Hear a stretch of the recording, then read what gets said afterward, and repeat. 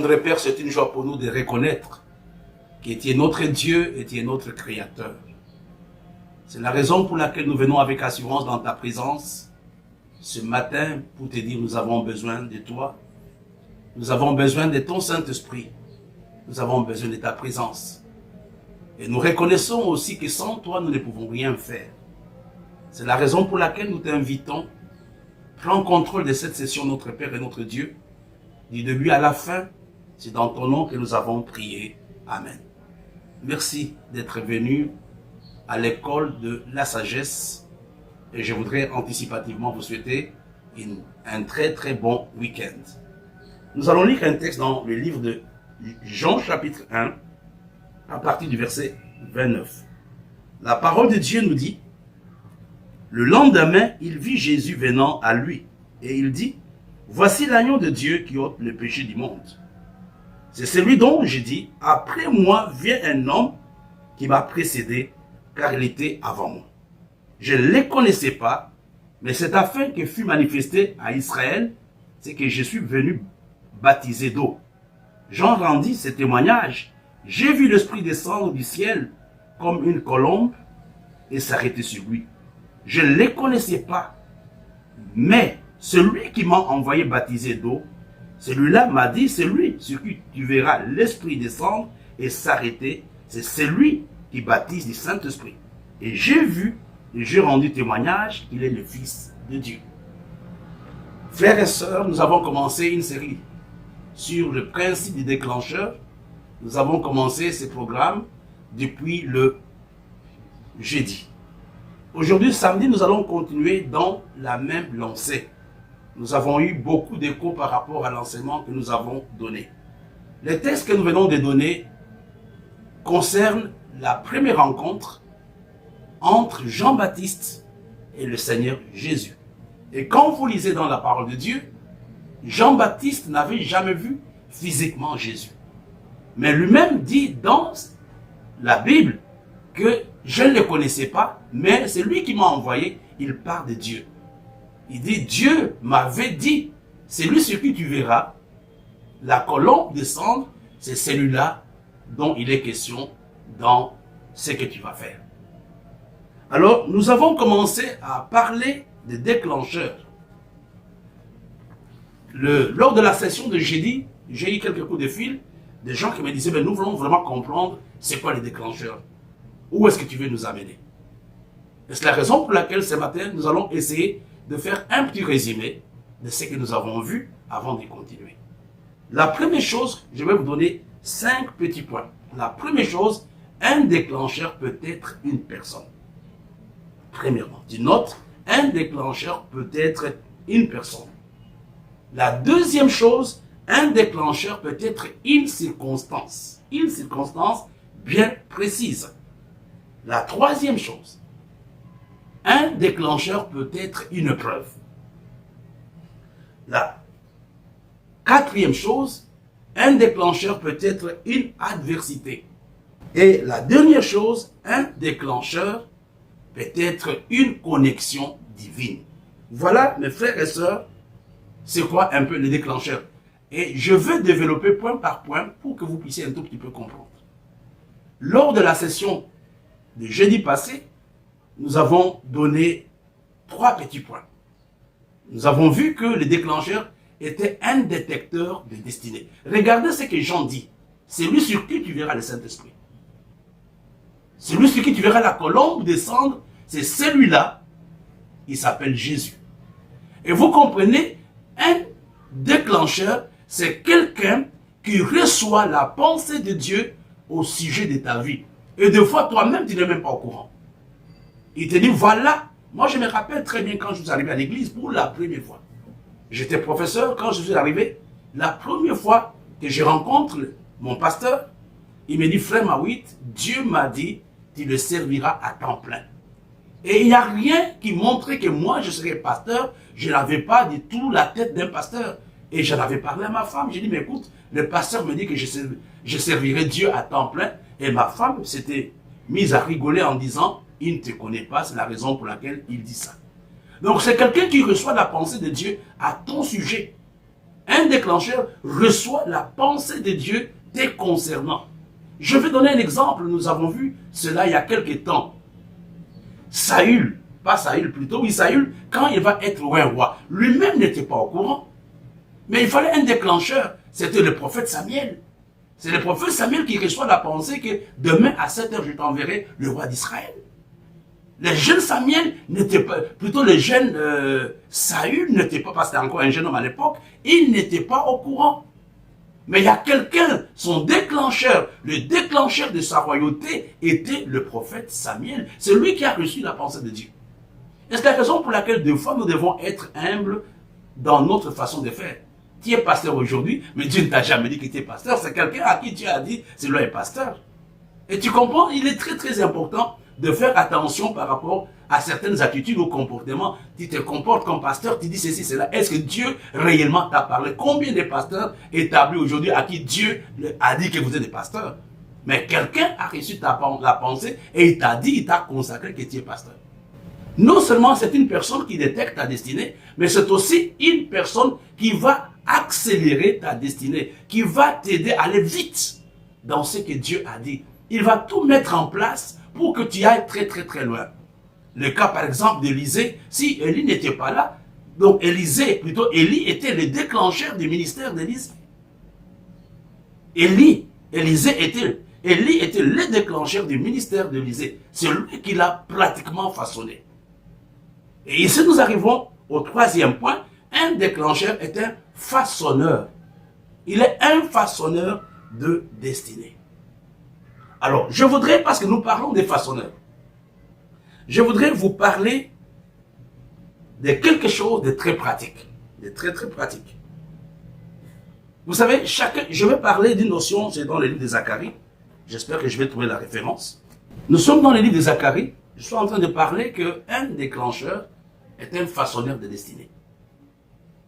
Donc, je vais vous donner une petite illustration pour que votre pensée soit bien stable par rapport à ce que nous sommes en train de voir. Regardons dans la parole de Dieu, dans le livre de Zacharie, au chapitre 1, à partir du verset 18. J'ai levé les yeux, je regardais, et voici, il y avait 4 cornes. J'ai dit à l'ange qui parlait avec moi, qu'est-ce que ces cornes? Il me dit, ce sont des cornes qui ont dispersé Juda, Israël et Jérusalem. L'Éternel me fit voir 4 forgerons. J'ai dit, que viennent-ils faire? Il dit, ce sont des cornes qui ont dispersé Juda, tellement que nul ne lève la tête, et ces forgerons sont venus pour les effrayer, pour abattre les cornes des nations qui ont levé la corne contre le pays de Juda, afin d'en disperser les habitants. Voilà. Ici, je vais vous donner une notion qui n'est pas très populaire, mais qui est très importante. Je sais qu'il y a beaucoup d'enseignements qui sont donnés par rapport à ces passages. Mais je voudrais vous donner ce que je sais. Vous savez qu'un forgeron a quelque chose. Le forgeron travaille avec 3 choses importantes. Le forgeron travaille avec le feu. Le forgeron travaille avec l'eau. Et le forgeron travaille avec le fer. Il va utiliser l'eau, il va utiliser le fer pour façonner. Donc si tu prends, quand j'étais enfant, je voyais les forgerons. Donc on amène un fer brut comme ça, et puis le forgeron va transformer le fer en couteau, en machette, en roue, etc. Et vous comprenez que le forgeron est là pour donner la forme au fer. Il façonne, il fabrique. Il contribue. Ce n'est pas lui qui a créé le fer. Le fer est là. Mais lui vient simplement donner une forme au fer. Alléluia. Regardons maintenant. Je disais que dans la vie, chacun d'entre nous, à un moment, nous avons besoin de forgerons. Le forgeron dans notre vie, nous en avons besoin. Les forgerons, si vous voulez bien, ce sont des déclencheurs. Et je vais vous donner 3 exemples bibliques pour que vous puissiez comprendre l'importance de l'enseignement que nous sommes en train de voir. Je prends par exemple le cas de Moïse. Je prendrai 3 exemples côte à côte. Je prendrai l'exemple de Moïse, l'exemple de David et l'exemple du Seigneur Jésus. Je voudrais que là où tu me suis, que tu dises à Dieu, j'ai besoin des forgerons, j'ai besoin des alliés, j'ai besoin des partenaires. Donc, à cause de ces forgerons, à cause des alliés, à cause des déclencheurs, il y aura une forme dans ta vie. Jusqu'à présent, tu es sans forme. Tu as la grâce, tu as la prière, tu as l'onction, mais tu es sans forme. Regardez l'apôtre Paul. L'apôtre Paul était un homme qui a eu la révélation sur le chemin de Damas. Mais il fallait qu'on l'amène. Je vais vous donner la référence rapidement. Il fallait que quelqu'un l'amène pour voir Ananias. C'est Ananias qui va prier pour l'apôtre Paul. C'est Barnabas qui a introduit l'apôtre Paul auprès des apôtres. Il avait déjà l'onction. Il avait l'appel. Mais qui va présenter l'apôtre Paul auprès des apôtres? C'est Barnabas. Et qui a prié, qui a expliqué les choses à l'apôtre Paul? C'est Ananias. Nous allons revenir là-dessus dans la suite de notre séminaire ou de notre conférence. Alors, je suis en train de parler que chacun d'entre nous, dans sa vie, a besoin de 4 forgerons. Tu peux en avoir plus, mais je voudrais que Dieu t'aide d'avoir un minimum de 4. Je prends le cas de Moïse. Le premier forgeron de Moïse, vous allez comprendre pourquoi je parle de forgeron. Le premier forgeron de Moïse était sa propre maman. Sa propre maman, c'était la première personne qui va voir que Moïse avait quelque chose que les autres ne voyaient pas. Vous savez, elle croyait à la destinée de Moïse. C'est la raison pour laquelle la maman de Moïse va prendre le risque de la cacher pendant 3 mois à peu près. Elle croyait que ce bébé-là avait une destinée. La Bible nous dit qu'il était beau, mais il faut aller un peu plus loin. Il croyait que cet enfant avait quelque chose que les autres enfants n'avaient pas. Il croyait que Moïse avait quelque chose que Aaron et Myriam n'avaient pas. C'est la raison pour laquelle cette maman va prendre le risque de pouvoir cacher Moïse pendant 3 mois. Le premier forgeron de Moïse était sa propre maman. Le premier forgeron, c'est cette personne qui croit en toi, qui croit à ton appel, qui croit dans le potentiel que Dieu a mis en toi, même si les autres ne croient pas. Et chacun de nous, même quand nous sommes pasteurs, ne pensez pas que toutes les brebis croient en vous. Mais dans l'église, il y a des gens qui sont vos véritables forgerons, qui croient en vous, qui croient à votre appel, qui croient à votre grâce. Et la maman de Moïse était la première, c'était le premier forgeron de Moïse. C'est elle qui va croire dans l'appel. C'est elle qui va détecter un peu la grâce que Moïse avait. Et le deuxième forgeron de Moïse, tenez-vous bien, c'était la fille de Pharaon. C'est cette femme qui va donner gratuitement l'éducation à Moïse, qui va garder Moïse, qui va l'amener jusqu'à faire de Moïse le prince de l'Égypte.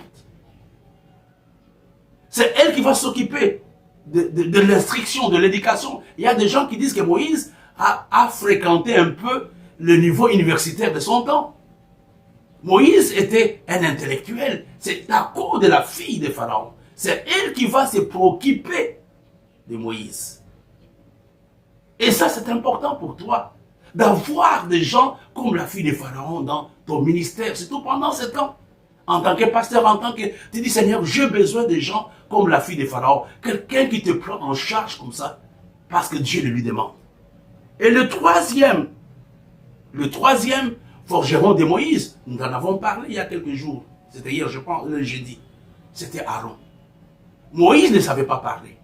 Il dit, mais écoute, moi je ne sais pas parler. Mais Dieu lui dit, n'aie pas peur, je vais te donner quelqu'un qui parlera. Donc Moïse va s'appuyer sur Aaron pour faire son ministère. Et le dernier forgeron de Moïse, c'était Josué. Josué n'était pas l'adjoint de Moïse. Non, non, non, non, non. Josué était un serviteur, si vous voulez, dans le français aujourd'hui, un domestique de Moïse. Il s'occupait de Moïse. Et vous comprenez, chacun de nous, à un certain moment, nous avons besoin de ces forgerons. Je n'ai pas dit que non, vous allez voir aujourd'hui, c'est le cas de la fille de Pharaon, mais dans la vie, quand tu regardes, si tu es attentif, tu verras que Dieu t'a donné, ou Dieu te donnera, ces 4 forgerons. Moi, je les ai rencontrés dans ma vie. Je les ai rencontrés dans ma vie. Et je voudrais vraiment que ce matin, que vous puissiez comprendre. Et le deuxième forgeron, je vais prendre le deuxième exemple, excusez-moi, le deuxième exemple, c'est l'exemple de David. David a eu aussi pratiquement, pas pratiquement, il a eu 4 forgerons. Quel était le premier forgeron de David? C'était le prophète Samuel. Quand les gens ne croyaient pas en David, quand les gens, même son papa ne croyait pas en lui, quand on a fait la liste des gens qui devraient être choisis, consacrés comme roi, David n'était pas sur la liste. La seule personne, c'est la raison pour laquelle quand Samuel arrive, il demande à monsieur Jesse, n'y a-t-il pas un autre enfant? Il a dit, il y a un enfant qui est encore en plus. C'est le premier à croire dans le ministère de David, c'était le prophète Samuel. Et le deuxième qui va travailler, qui va vraiment protéger le ministère de David, c'était le prophète Nathan. Nous avons besoin de Nathan, mes bien-aimés. Nous avons besoin de ces hommes et de ces femmes qui nous disent la vérité, qui nous corrigent. Souvent dans les églises, le brebis n'aime pas que le pasteur le reprenne. Souvent les gens n'aiment pas des remarques. C'est Nathan qui va protéger, qui va dire à David, tu as commis un péché, fais attention. Et c'est à cause de Nathan que David va pleurer devant Dieu en disant, ne mérites-tu pas ton Saint-Esprit? Ce n'est pas David seul qui a pris cette résolution. Il y a le prophète qui est venu, qui a prophétisé, qui a parlé dans la vie de David. Tu as besoin de Nathan dans ta vie. J'ai besoin de Nathan dans ma vie. Et tu comprends que Nathan était un protecteur du ministère de David, de la royauté de David. Et une autre personne qui va contribuer énormément au ministère de David, d'ailleurs c'est grâce à lui qu'on va le connaître, c'était Goliath. Le troisième forgeron de David, c'était Goliath. C'est quand David va couper la tête de Goliath, comme nous l'avons vu il y a quelques temps, que David va être populaire, que David va être connu dans tout Israël. Vous savez, il y a certaines épreuves qui sont des déclencheurs. Il y a des épreuves par lesquelles Dieu passe pour te promouvoir. Il y a certaines épreuves qui arrivent pour que tu entres dans ta destinée. Je parlais d'abord du prophète Samuel, j'ai parlé du prophète Nathan, et je parlais de Goliath. Le quatrième forgeron de David était l'Égyptien. Ça, c'était au début de quand la vie de Siklag était brûlée. Et l'Égyptien avait joué un rôle capital dans la vie de David. C'est grâce à lui que David va récupérer ses deux femmes, Abigail et Achinoam. Et vous comprenez que nous avons besoin dans nos vies d'avoir des prophètes Samuel. Nous avons besoin de Goliath. Même si aujourd'hui, nous avons besoin de Goliath. Nous avons besoin des prophètes Nathan. Des gens qui nous disent, pasteur, ce que tu fais n'est pas juste. Tu vas détruire ton ministère, tu vas détruire ton mariage. Si Nathan n'était pas là, je ne sais pas comment David allait être. C'est grâce à Nathan que David va se ressaisir. Et l'Égyptien a joué un rôle capital dans la vie de David. Regardons le dernier point, nous voulons terminer cette classe. Le dernier exemple, c'est le cas du Seigneur lui-même. Le cas du Seigneur lui-même a eu aussi 4 forgerons. Vous allez me dire, mais comment? Qui était le premier à croire dans le ministère de Jésus? Je vous ai dit que pour Moïse, c'était sa maman qui a cru. Et pour David, c'était le prophète Samuel. Mais qui était le tout premier à croire à voir que Jésus avait quelque chose? C'était les mages. Ce sont les mages qui vont quitter l'Orient. Ils ne sont pas venus se balader, ils sont venus, ils reconnaissaient que Jésus était Dieu qui était annoncé dans les Écritures. Les premiers forgerons qui vont donner de l'or, de myrrhe à Jésus, c'était le mage. Et j'aimerais vous dire que l'or qui avait été donné, ce n'était pas pour l'ornement, c'était pour l'entretien de Jésus. Ce n'était pas pour mettre le montre en or, c'était quelque chose de matériel que le mage avait amené pour qu'on puisse s'occuper de Jésus. Je prie que Dieu te donne le mage. Je prie que Dieu mette sur ta route quelqu'un qui s'occupe de toi, quelqu'un qui te prend en charge. J'ai connu mes bien-aimés dans ma vie, le mage. J'ai connu des gens qui m'ont soutenu, qui m'ont aidé, même quand je ne demandais rien. Et j'en profite pour bénir mon père spirituel, pour bénir mon mentor, le docteur Charles Rogers. Et le deuxième forgeron de Jésus, c'était Jean-Baptiste, comme nous venons de le voir. C'est Jean-Baptiste. Parce que Jean-Baptiste rencontre Jésus à 30 ans. Mais le mage avait vu Jésus quand il n'était qu'un jeune homme dans la crèche. Quand il n'était qu'un bébé. C'est Jean-Baptiste, comme nous l'avons vu, qui va l'introduire dans le ministère. Le deuxième forgeron de Jésus, le premier était des mages, le deuxième c'était Jean-Baptiste. Et le troisième forgeron de Jésus, vous allez vous en douter, c'est dans le livre de Luc, chapitre 8, c'était les femmes qui soutenaient Jésus avec leurs biens. Si ces femmes n'étaient pas là, le ministère de Jésus allait avoir des problèmes. Et vous comprenez que je vous donne toutes ces réflexions pour prier. Pour dire, Seigneur, ne dis pas non, vraiment j'ai déjà ma position, j'ai mon appel, tu as besoin de quelqu'un pour que tu sois quelqu'un. Et le dernier forgeron de Jésus, qui va être loyal même à la mort de Jésus, c'était Joseph d'Arimathée. C'est lui qui va donner sa tombe dans laquelle on va enterrer Jésus. Ce matin, j'ai voulu reprendre un tout petit peu les choses que nous avons vues le jeudi. Mais aujourd'hui, j'aimerais que chacun s'éteigne devant Dieu. Dis simplement, Seigneur, je sais que j'ai la grâce, j'ai un appel, mais j'ai besoin des alliés, j'ai besoin de partenaires, j'ai besoin de forgerons, j'ai besoin de déclencheurs pour que j'aille dans ce que tu as prévu pour moi. Ce matin, tu dois prier que Dieu te donne de bonnes opportunités pendant ce week-end. Que Dieu te donne de bonnes rencontres. C'est possible. Dieu peut t'aider à rencontrer une âme sœur. Dieu peut t'aider à rencontrer un homme qui peut te dire, je finance ton ministère, je finance ton business. Dieu est capable. Je suis pasteur ici, à Douala au Rocher. Dans l'église dans laquelle je suis, je pense que les Congolais ne sont pas 4. Tous les restes qui sont là ne sont pas des gens de ma nation. Mais Dieu me les a donnés comme fils, comme amis, comme partenaires.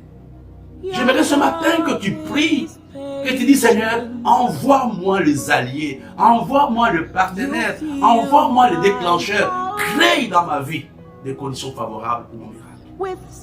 Je termine en te disant, pendant ces week-ends, c'est possible que Dieu te parle. Pendant ces week-ends, tu peux rencontrer un partenaire ou un allié qui t'aidera à accomplir le plan de Dieu. Tout à l'heure, à midi, nous avons la Sainte Seine. Demain, on aura un direct à partir de 8h, le bain des champions. Et à 10h15, nous avons le grand culte. Et le lundi prochain, à 17h30, nous avons un direct. Et le mardi, nous allons avoir notre école de la sagesse. Pour ceux qui n'ont pas le temps de suivre tout ce programme, je vous donne rendez-vous mardi. Et Dieu vous bénisse. Jesus, you love me too much, oh, too much, oh, too much, oh, excess love, oh.